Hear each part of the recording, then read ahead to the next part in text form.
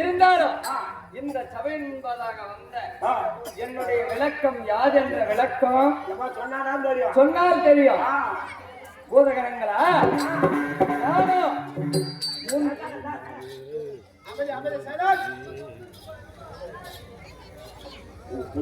உன் ஜென்மத்திலே சக்தியாக அவதரித்தேன். சக்தியாக அவதரித்து அந்த காலத்தை கழித்து வந்தேன்.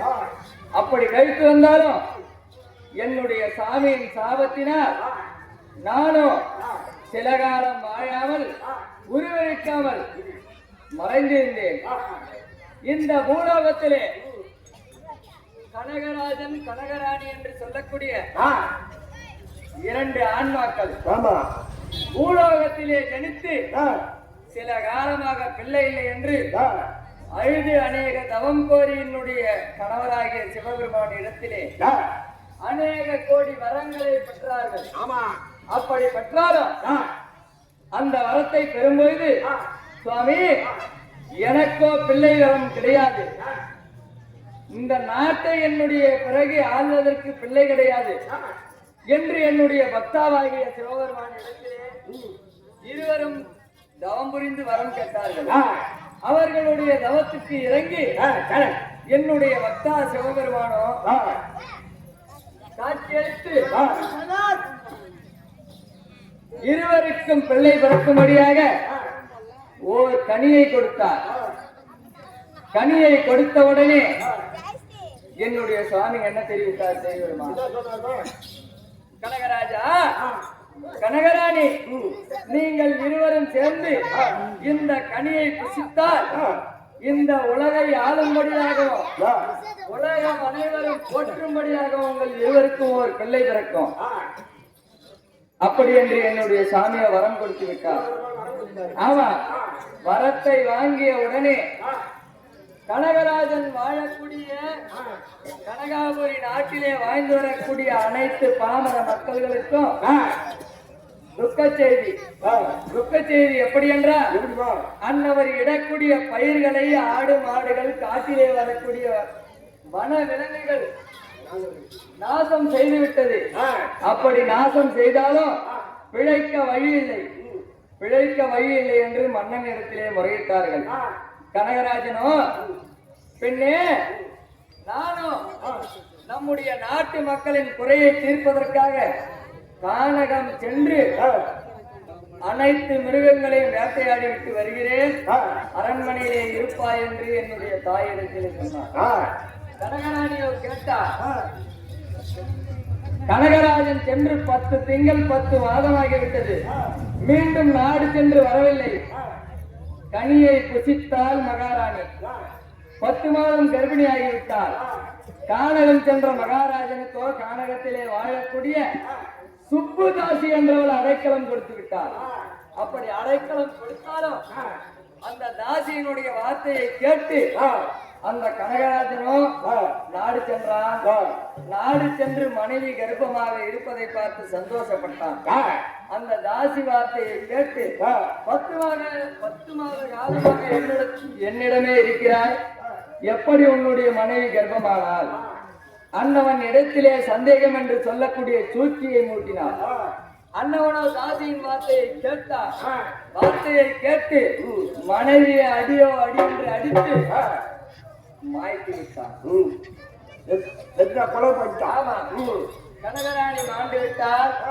அன்னவருடைய சடலத்தை எடுத்து அடைக்கலம் செய்யலாம் என்று செல்லும் வேளையிலே தாசியானவள் இவனை பார்த்து பொன் பொருள் ஆடை ஆபரணம் போஷணம் அனைத்தையும் மறுத்துக்கொண்டு நாடு நகரமும் பறித்துக் கொண்டு அந்த தாசியானவள் உன்னுடைய மனைவியின் பிணத்தை என்னுடைய எல்லை தாண்டி வேறு எல்லையிலே புதைக்கும்படியாக கட்டளையிட்டான். கனகராஜனோ அந்த கனகராணியின் உடலை எடுத்துக்கொண்டு மறு எல்லையிலே சென்று கொளுத்துகிறார். அன்னவன் கொளுத்துகின்ற வேளையிலே அந்த சுடலையிலே இருந்து எரிந்து கொண்டே வருகிறது அன்னவருடைய சடலம். எரிந்து கொண்டிருக்கும் பொழுது அன்னவள் கருவிலே இருந்து கருமாரியாக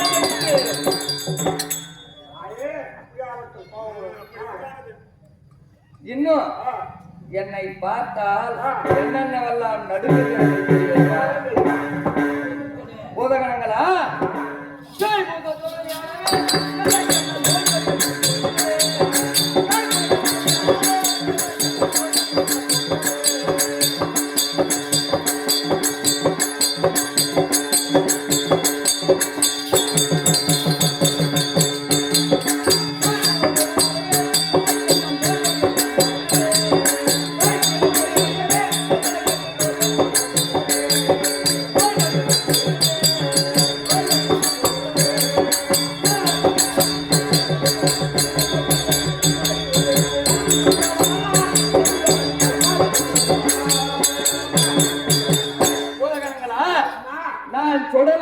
பிறந்ததனால் என்னை பார்த்த உடனே பேய் பூதங்கள் அனைத்தும் சுடலை ஆடும், நோய் நொடிகள் அனைத்தும் என்னை துதித்தால் பறந்து ஓடும். ஆமா, பறந்து ஓடும். இருந்தாலும் நான் முதலாக யாருக்கு தாயார்? விநாயகனுக்கு தாயார். எப்படி தாயார் தெரியுமா? சொன்னாதான் தெரியாது.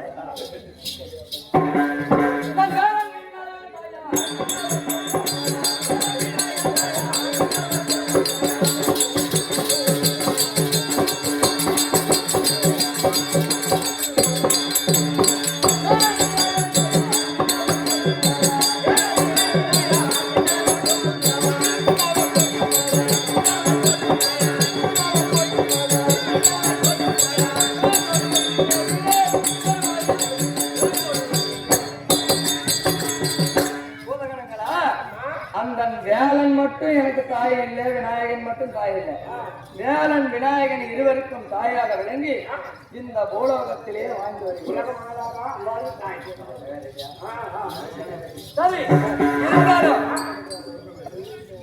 நாம் வந்து வெகு நேரம் ஆகிவிட்டது. அதோ யாதோ ஒரு வீணை காலம் கேட்கிறது. வேப்ப மரத்து அடியிலே பார்ப்போம் யார் வருகிறார்கள். கருமாரியானவர்கள் கலகவல்லி வயிற்றிலே வெடித்து வெளிப்பட அந்த சமயத்திலே திருலோக சஞ்சாரியாக வழங்கக்கூடிய நான்முகன் மேலும் நாரதன் சபைக்கு வருகிறார். அன்னவரால்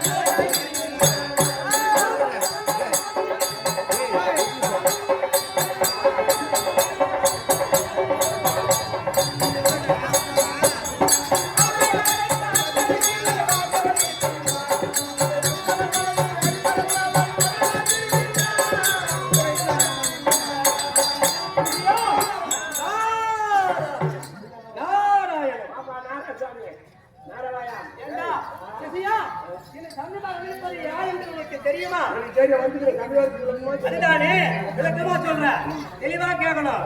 நான் பிறந்த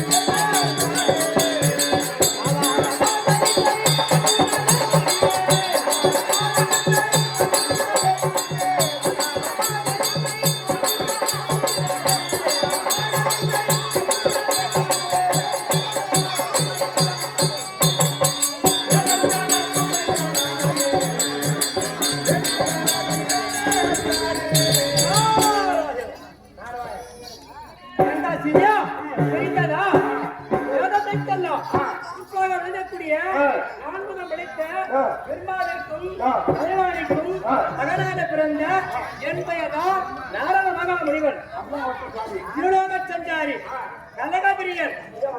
அது மட்டுமா, இன்னும் எப்படி தெரியுமா? நான் கையில்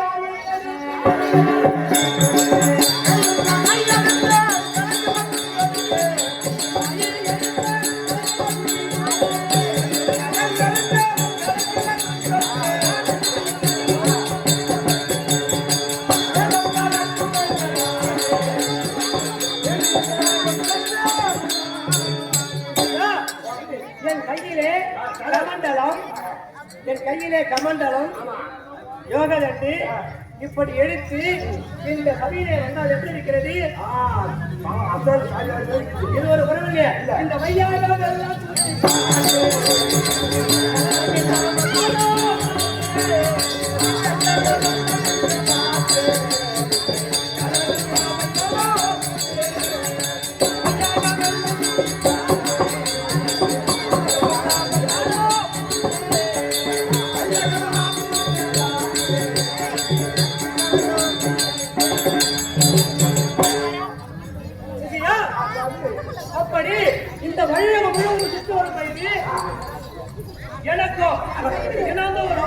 ஒரு நாளைக்கு ஒரு கலம் செய்யவில்லை என்றால் என் வயிறாகப்பட்டது, என் தலையாகப்பட்டது 10,000 சுத்தமாக வெடிக்கும்படி சாபம்.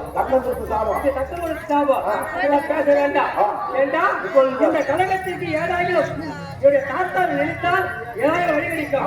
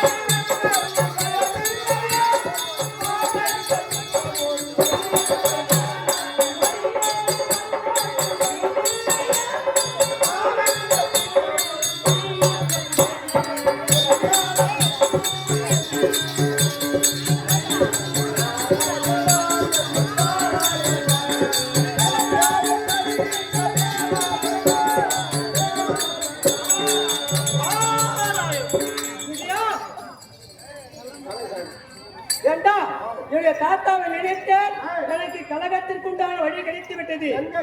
எங்கே தெரியுமா? திருவார் காட்டிலே இருக்கிறது.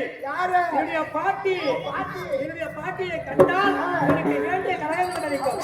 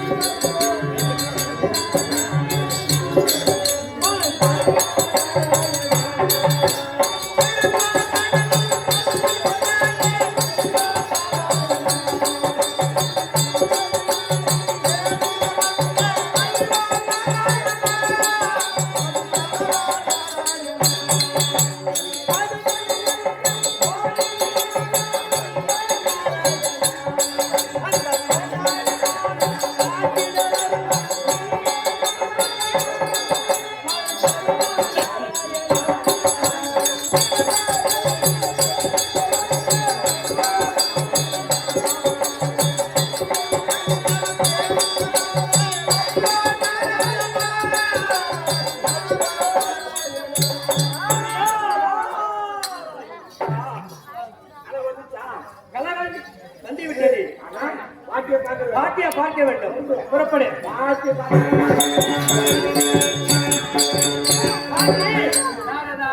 பாட்டி வந்தாரோ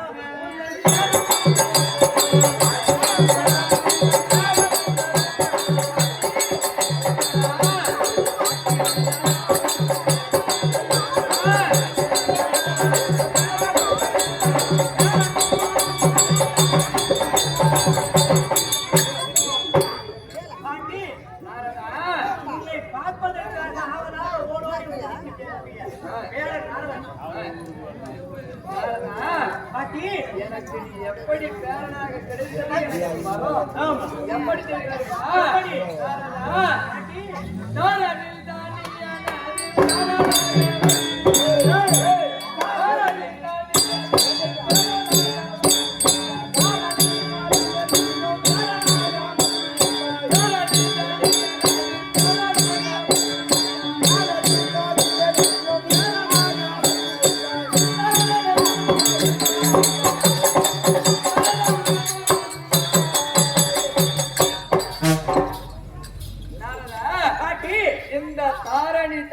யாவருக்கும் கிடைக்காத வரம் எனக்கு கிடைத்தது. உண்மைதான். நீ எனக்கு பேரனாக கிடைத்தது அப்பேற்பட்ட பொக்கிஷம்.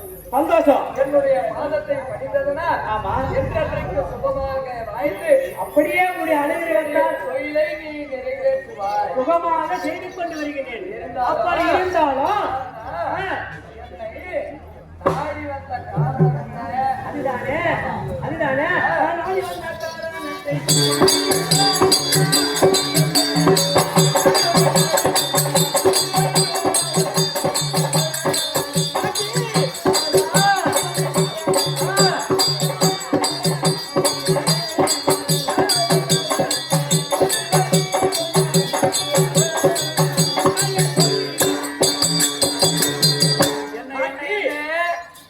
உன்னை காண்பதற்காக அவளாக ஓடாடி வந்தேன். உனக்கு நான் பேரனாக அமைய வேண்டியது இவருடைய பாக்கியமே பாக்கியம். அப்படி இருந்தாலும் பாட்டி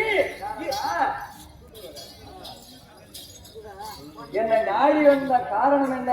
அதுதானே பாட்டி உலகத்தை சுற்றி வரப்போயது தேவர்கள் இருக்கின்றார்களா அன்னவர்களும் நானே கரியர்கள் என்று அங்காரம் கொண்டு அதத்தை திரிந்து கொண்டிருக்கிறார்கள். அண்ணனுடைய ஆணவத்தை அடக்க வேண்டும். உன்னையே பெரிதாக நினைக்க வேண்டும். அந்த சேவையை செய்வதற்கு உன்னை யாருமே நினைப்பதே கிடையாது.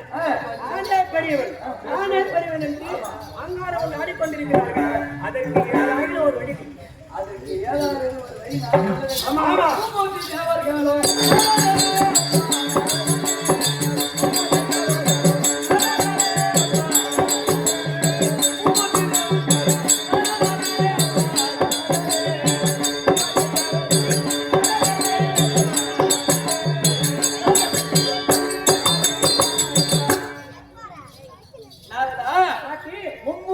தேவர்கள் யாவரும் தானே பெரியவர்கள் என்று ஆடிக்கொண்டு அகந்தையுடன் இருக்கிறார்கள். அவர்கள் அகந்தையை அடக்க வேண்டும். வழி உனக்கு நான் சொல்ல வேண்டும். ஆமா, அவர்கள் மும்மூர்த்தி தேவர்களும் என்னுடைய பாதத்தை பணிய வேண்டும். அதற்கு நான் பக்க யோசனை அதற்கு நான் முன்னெடுப்பிலே அவளாக ஓடுவது. முன்னொரு நாளிலே என்னுடைய கணவர் சிவபெருமான் பித்து பிடித்து அடைந்து கொண்டிருந்தார். ஏனென்றால் அன்னவருடைய பாதத்தை பர்மா கபாலமும் பிடித்துக் கொண்டது. பித்து பிடித்து பசிவேறி எடுத்து உலகம் யாவையும் சுத்தி சுத்தி வந்தார் சிவபெருமான். அம்மா, எனக்கு அன்னம் புசியுங்கள், அன்னம் அருந்துங்கள், அன்னம் போடுங்கள் என்று சென்று வந்தார். அந்த நாளையிலே அன்னவரை நான் ஒரு முத்தளித்தேன். ஆமா, அந்த முத்தை ஒவ்வொரு முத்துக்களாக போட வேண்டும். அந்த முத்துக்கள் எங்கெங்கே விழுகிறதோ கடைசி முத்து வரும்பொழுது அன்னவன் கபாலத்தை பிடித்துக் கொள்ளலாம் என்று ஒவ்வொரு முத்துக்களாக வாரி போட்டுக் கொண்டு வந்து கொண்டே இருக்கிறேன். கடைசி முத்து வந்து மலையனூரிலே வீழ்ந்தது. ஆமா, மலையனூரிலே கடைசி முத்து விழுந்தது. அந்த முத்தை போட்டு அந்த இடத்திலே சிவபெருமானை பற்றி கொண்ட அந்த பிரம்ம கபாலத்தை காலால் விதித்து அந்த மலையனூரிலே வீற்றிக் கொண்டிருக்கிறார் அந்த பிரம்ம கபாலம். அந்த பிரம்ம கபாலத்திற்கு உயிர் கொடுத்து கபால தோரனாக எழுப்பி அந்த மும்மூர்த்தி தேவர்களை அடித்து சித்திரவதை செய்து என்னிடத்திலே கொண்டு வரும்படியாக சொல்கிறேன். பிறகு மும்மூர்த்தி தேவர்களும் வருவார்கள், என்னுடைய பாதத்தை பணிவார்கள், அகந்தையை தீர்த்துக் கொள்வார்கள். இப்பொழுது நான் அழைக்கிறேன் என்னுடைய மகனை கபால தோரனை. ஓடிவா கபால மச்சுதா.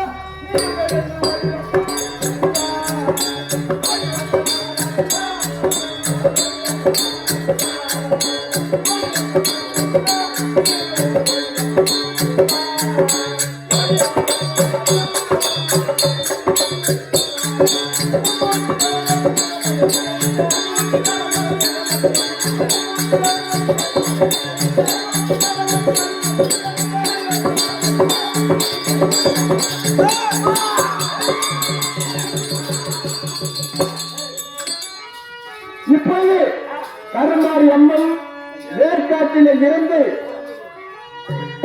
ஒரு கபாலத்திற்கு உயிர் கொடுத்து அந்த கபாலத்திற்கு கபாலசோரன் என்று பெயர் வைத்து உருமாறியானவள் கருமாரி உருமாறியானவள் அந்த கபாலத்துக்கு உயிர் கொடுத்து இப்போது கபாலசோரன் தலைப்படுகிறார். அந்த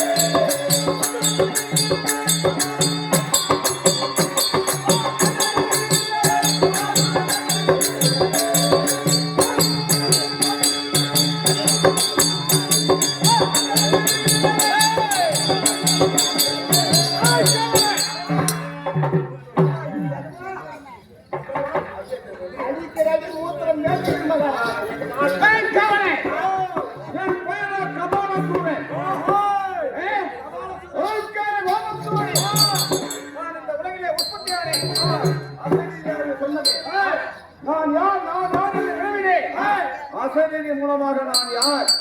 என்னை உற்பத்தி செய்தது யார்? நான் எப்படி முன் ஜென்மத்திலே இருந்தேன் என்பதை நன்கறிந்து கொண்டேன். ஒரு காலத்திலே பிரம்மாவுக்கும் 5 சிரம், அந்த பரவலுக்கும் 5 சிரம். அப்படி இருக்கும் போதே பிரம்மாவை பார்ப்பதற்காக கோபத்திலே மிகுந்த கொடிய ரிஷியானவன் பூர்வச மகிழ்ச்சி சென்றார். அவன் மனைவியோடு கொஞ்சம் குழாவிட்டு இருப்பதை பார்த்து ஆசனம் ஒழிக்கவில்லை, வந்து அழைக்கவில்லை. பூர்வச மகிழ்ச்சிக்கு எந்த மரியாதையும் தரவில்லை. என்னுடைய வரவை கண்டு எனக்கு ஆசனம் ஒழிக்கவில்லை, என்னை வரவேற்பு கொடுக்கவில்லை. அதனால் உன் மனைவியோடு கொஞ்சம் குழாவிக் கொண்டிருக்கிறார். உனக்கோ இருப்பது 5 சிரம். அந்த சிரத்திலே ஒரு சிரம் மத்து போக கிடந்து ஏற்றுக்கொண்டார் பெருமாள். அடுத்த கைலாயம் சென்றார்.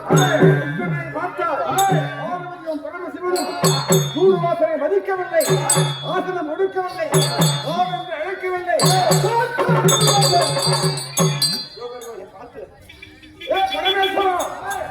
எனக்கு தகுந்த மரியாதை கொடுக்கவில்லை. அதனால் உனக்கும் 5 சிரம், பிரம்மாவுக்கும் 5 சிரம். அதனால் உன்னுடைய கரத்தால்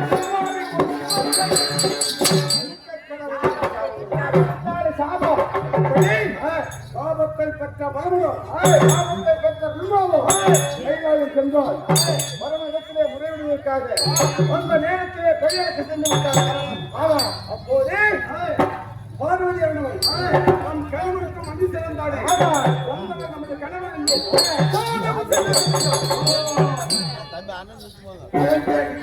பார்த்தான் பரமன். உழைக்கின்றார். சுவாமி உனக்கு 5 சிரம், பிரம்மாவுக்கு 5 சிரம் இருக்க நினைத்து பாலவனை செய்துவிட்டேன், பெற்றுவிட்டு விட்டேன்.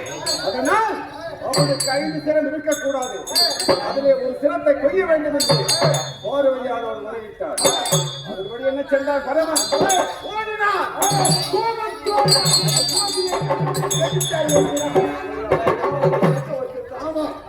5 சிரத்திலே ஒரு சிரத்தை கிள்ளினார். ஆனால் பிரம்மாவின் சிரமோ கபாலமாக பரமனுடைய கரத்திலே புத்தவரை கொண்டான். புத்தவரை கொண்டான். உலகத்திலே அலையாக திரிந்து கொண்டிருக்கிறார்.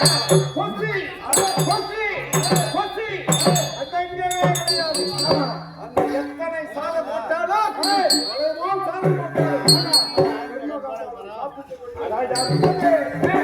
பார்வதியை பிரிந்தான். மேற்கு திசை நோக்கி பார்வதியானவர் போட்டார்.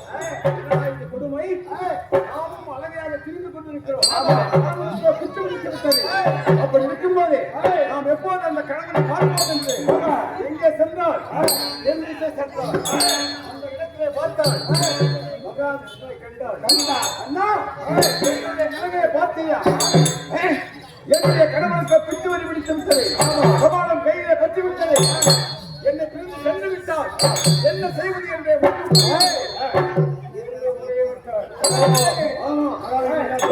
என்ன செய்தார்? கவலைப்படாதே, நான் ஒரு மார்க்கம் தெரிவிக்கின்றேன். அதன்படி நீ சென்றால் கடவுளை கண்டுபிடிக்கலாம். என்ன மார்க்கம்? கண்ணன் என்ன செய்தார்? 100 கற்களை கொடுத்தார். 100 கற்கள். ஆமா, 100 கற்கள். 100 கற்களும் தமிழாகவும் சிதம்பரத்தில் இருந்து நடந்தால் 100 கற்களையும் போட்டு போட்டு போட்டு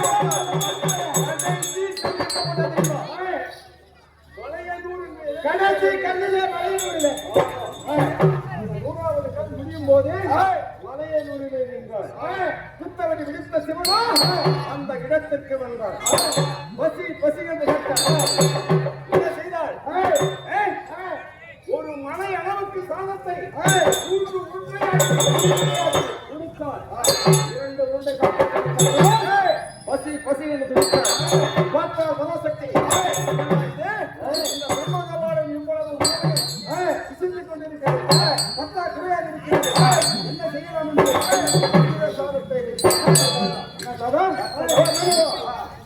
உதிர சாதத்தை அளித்தார். அந்த உதிர சாதத்தை எப்படி அளித்தார்? தரையிலே போட்ட அந்த கபாலம் ஒன்றாக ஒருவர்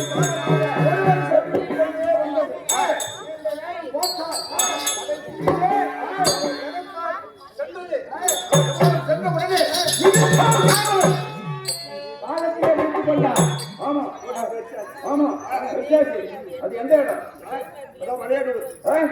இதற்காக மலையனூர் என்று பேர் வந்தது. இதனால திரும்ப கலாலத்தை மெச்சியதனால கண்ணுடைய பேச்சை கேட்டு 3 கற்களை போட்டால் இல்லையா? ஆமா, ஒவ்வொன்றாக நடந்து நடந்து நடந்து கடைசியாக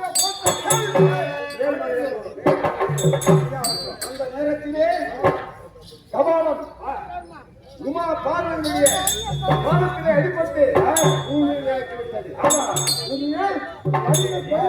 விட்டது. அதனால் அசரீரி என்ன சொன்னது? அதற்கவே கோபத்தோடு வந்திருக்கிறார். யாரால் உற்பத்தியானார்? உன்னுடைய தாயானவர் கருமாரி. கருமாரிதான் இந்த கபாலத்தை. அதனால் நீ சென்று கருமாரியை கண்டு உன்னை எனக்காக படைத்தார் என்பதை கண்டு தெரிந்து கொள்கின்றார்.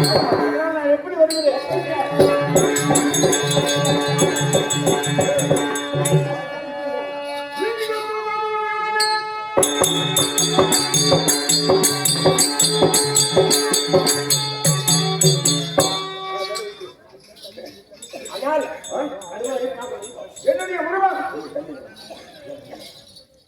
என்னுடைய உருவமோ கருத்த வேதி, கருத்த உடல், கருத்த தோள்கள், நீங்களும் கரங்கள்,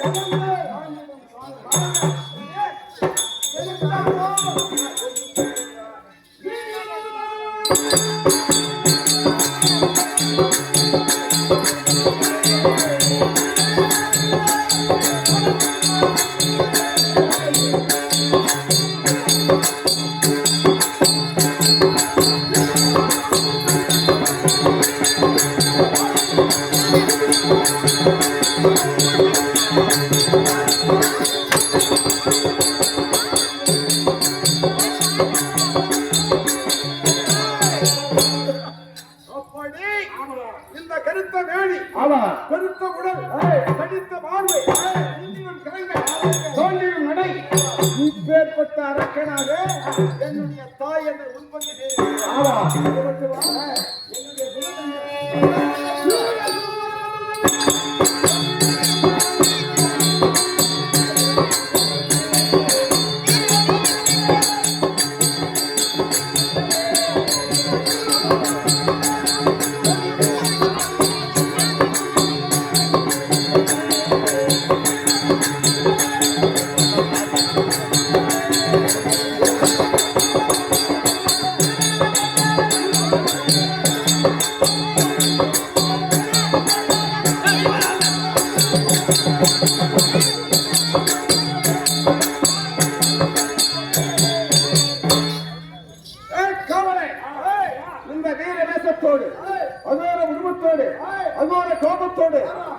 நான் விழித்திருக்கிறேன். என் அறையை காண வேண்டும்.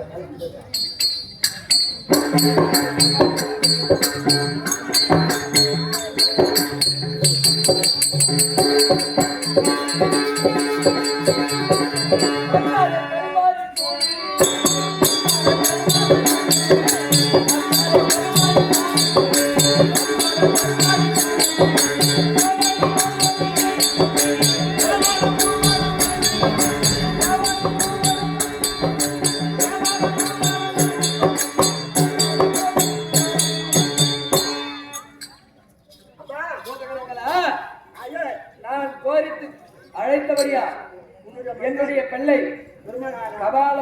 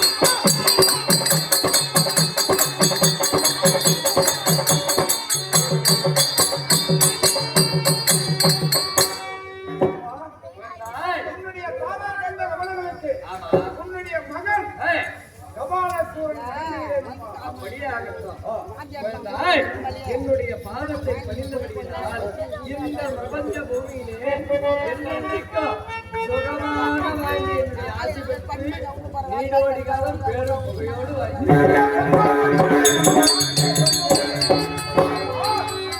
எதற்காக இந்த பூலோகத்திலே இப்படி கோபத்தோடு கோபக்குறியோடு என்னை விடுத்திருக்கிறார்? இந்த கோப குறியோடு உன்னை எதற்காக படைத்தேன் என்று கேட்கிறாயா குழந்தாய்? எதற்காக உன்னை படைத்தேன் என்றால் இந்த உலகிலே நானோ சற்று காலமாக இல்லாமல் இருந்திருந்தேன். அப்படி நான் இல்லாமல் இருந்திருந்தாலும் அந்த சமயத்தை பயன்படுத்தி தேவர் கோவர் யாவற்றமான பெயர்களும் மும்மூர்த்தி தேவர்கள் முக்கன் படைத்த காக்கும் தொழிலை செய்யக்கூடிய கண்ணாவோ படைக்கும் தொழிலை செய்யக்கூடிய பர்மாவோ நானே பெரியவர் நானே பெரியவர் நீங்கள் சற்று இல்லாமல் இருக்கின்ற நேரத்திலே மும்மூர்த்திகளும் தலைக்கணம் விழித்து ஆடிக்கொண்டிருக்கிறார்கள். அண்ணவருடைய தலைகணத்தையும் கர்வத்தையும் அழிக்க வேண்டி உன்னை நான் ஏற்படுத்தேன். அடக்கிறேன் கைலாயம் அடக்கிறேன் அந்த முக்கண்ணனை அவருடைய அகத்தை அழிக்கிறேன் சொல்லுகிறேன் அந்த இடையிலே பார்க்கிறேன் நம்மதை கலைக்கின்றேன் சத்திய உலகம் சொல்லுகின்றேன் உண்மாவை பார்க்கின்றேன் சாட்டையடி கொடுக்கின்றேன். இந்த உலகத்திலே யார் முதல் தெய்வம் சொல்ற? முதல் தெய்வம் வாயில சொல்லுங்க உனக்கும் அப்படியே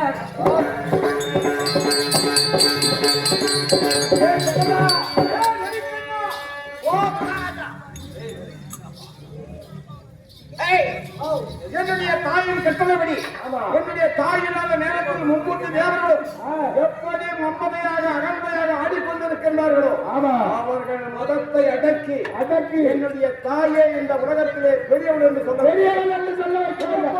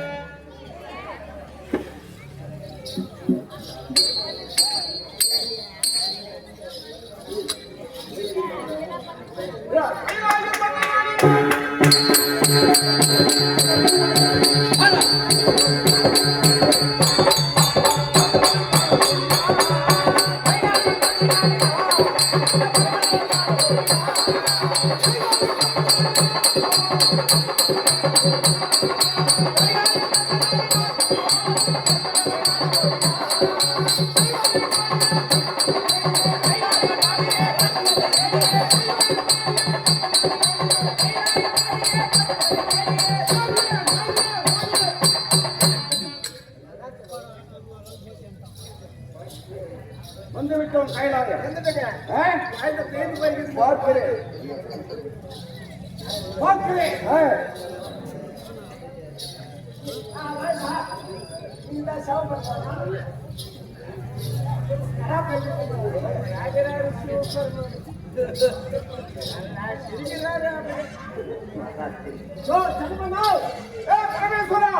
பரமேஸ்வரவா? ஆமா. எந்த ஊருக்கு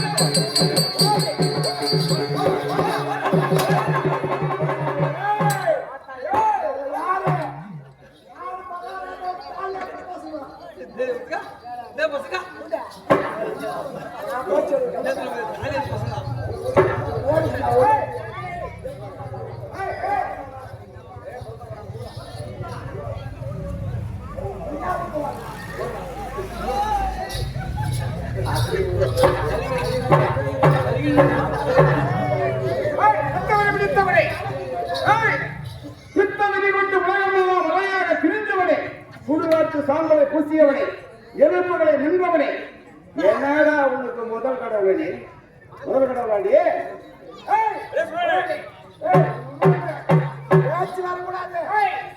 சக்தி இல்லையே உடம்புக்கு சக்தி இருக்குமா? சரி ஆசிரிச்சுனா அப்படியே நிற்க அப்படி நிறுத்திடுங்க.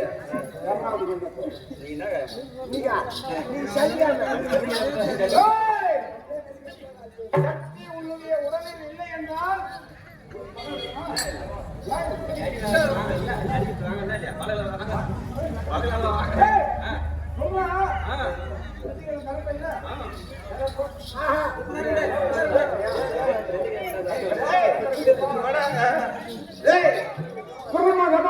கையிலே பசி பசிகள் இந்த உலகத்திலே அலைய அந்த மாதிரி சித்துவரி நாங்க தூர்வாசல் சாப்பிடல என்ன சொல்றேன். உலகத்தில் யார் தெய்வம்? முதல் தெய்வம் யாரு? தாய் பெருமாள்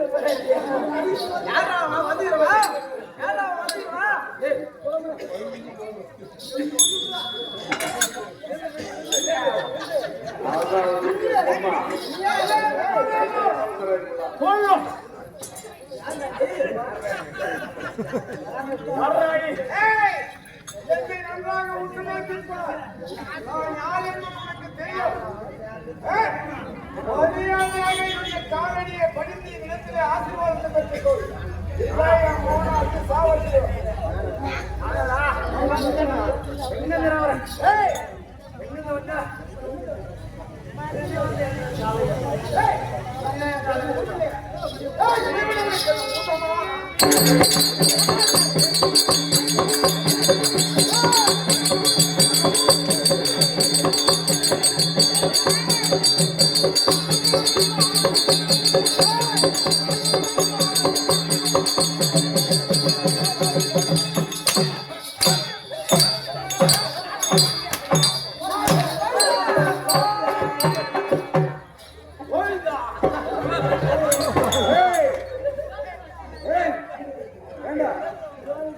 புத்தி கேட்டவளே நான் வர்றேன், நான் ஒரு சூற வரேன், எனக்கு மரியாதை கொடுக்கல. நீ திருமதியாவனா? என்ன வேலை செய்யறீங்க? படிக்கிறியா? என்ன படிக்கிறியா? என்ன பிரமன்? இன்னொரு முறை ஓடி போச்சு.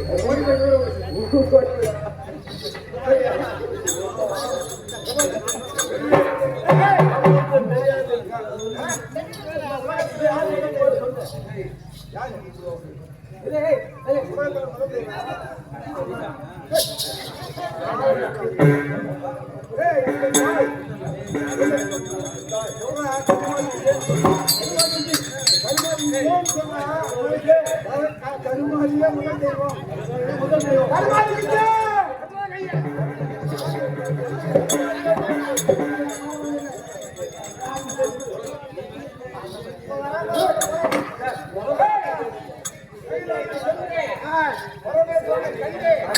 அவனுக்கு அள்ளி உதை கொடுத்து சிறப்பித்து விட்டேன். என்ன போனோம்? சத்திய உலகம் சென்றே பெருமாளை கண்டே அவனையா அடிச்சு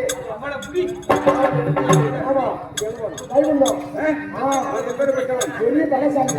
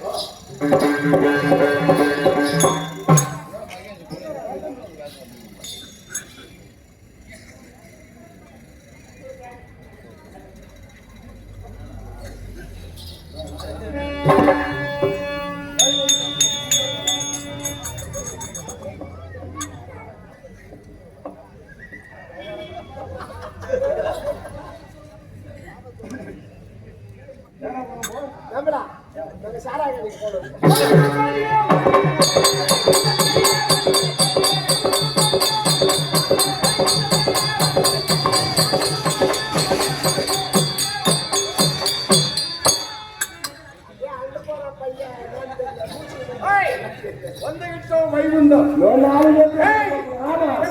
அவதாரத்தில் அரக்கால கொண்டிருக்கிறான். என்ன கொண்டு முடியாது அவனால. எப்படி முடியவே முடியாதுங்க.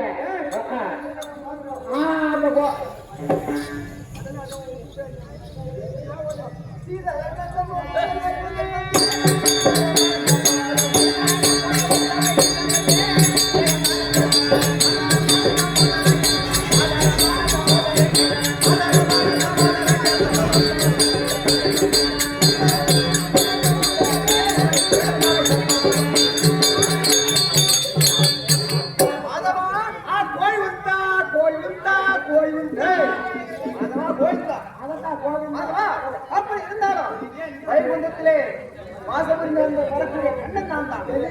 இருந்தாலும் மாதவா இந்த வைகுண்டமே அழகபடியாக சத்தம் கேட்குது. வைகுண்டமே அவருக்கு சத்தம் கேட்குதா? ஆமா, இப்பதான் நம்ம உடம்பு ஊர் நேரத்துக்கு வந்துக்கலாம். இந்த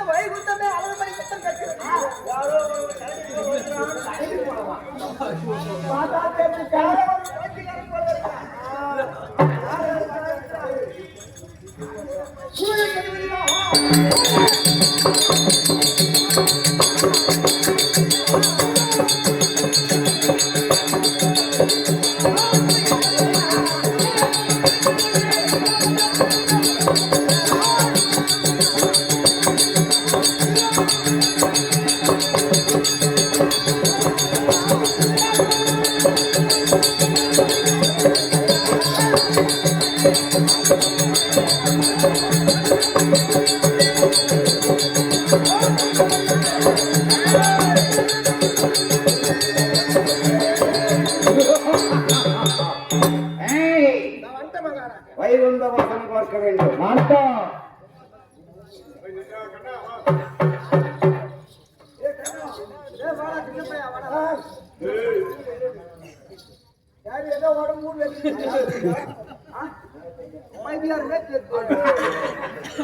தலை முடியும் நடையும்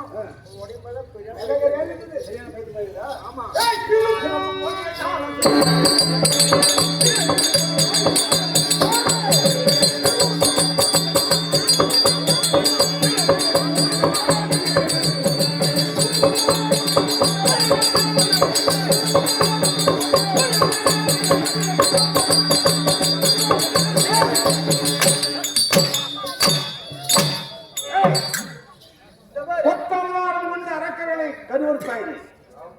இப்ப என்ன எந்த அவதாரம் கொள்ள முடியும்?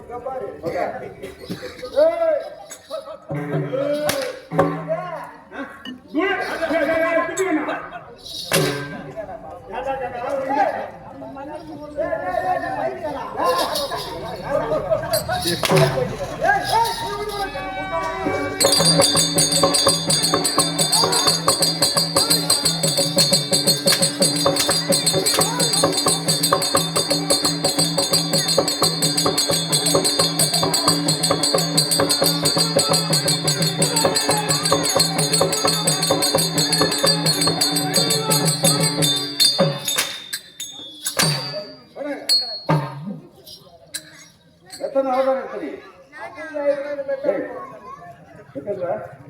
எத்தனை அவதாரம் எடுத்த? சப்ஜெக்டிவா தெரியாத எத்தனை அவதாரம்? 10 அவதாரம். என்ன அவதாரம்? அவதாரம் எடுத்தாய். கூடும அவதாரம். ஆமா. வராக அவதாரம் எடுத்தாய். ஆமா. ஆமா. வாமன அவதாரம் எடுத்தாய். ஆமா. பலராமராக எடுத்தாய். ஆமா.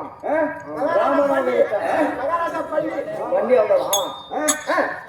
நரசிம்ம அவதாரம் எடுத்தாய். ஆமா. யாரார கண்ண?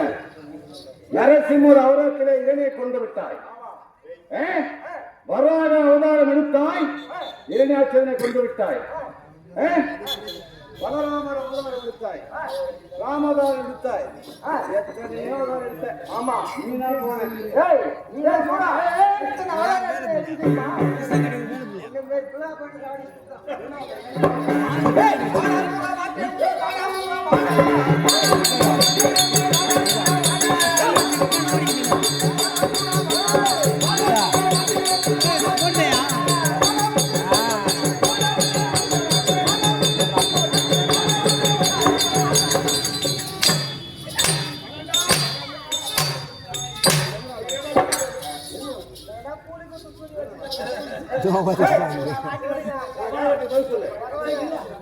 அவதாரம் எடுத்தாய்? அரக்கனை கருவித்தாய்.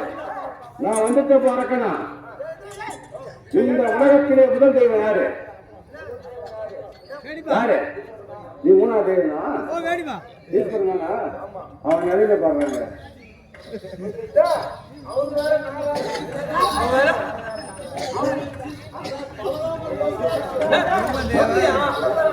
சொல்லு, அவன் யாரு? நீ யாரு?